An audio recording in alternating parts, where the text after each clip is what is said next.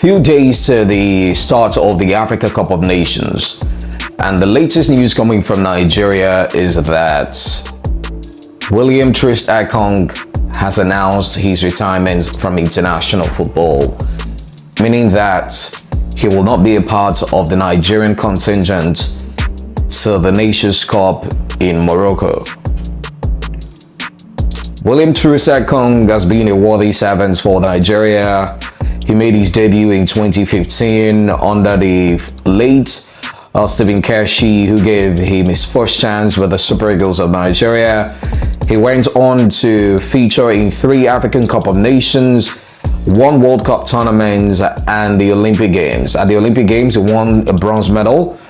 At the Nations Cup, he won a silver medal and he won a bronze medal. The silver medal coming at the last Nations Cup, where Nigeria were defeated by the Ivorian national team in the final. And that was one of the best performances by a defender in the history of the tournament, highest scoring defender at the African Cup of Nations. The tournament was so great for him that he was named the MVP of the tournament. Absolutely fantastic servant.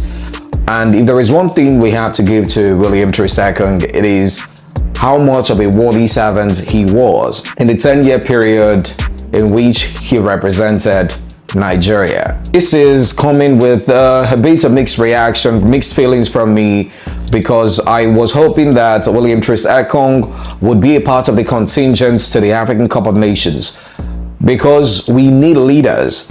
And when it comes to the leadership qualities amongst the Super Eagles, the current crop of Super Eagles players, I think that Troost Ekong is up there. He represents the upper echelon when it comes to leadership qualities in the Super Eagles of Nigeria.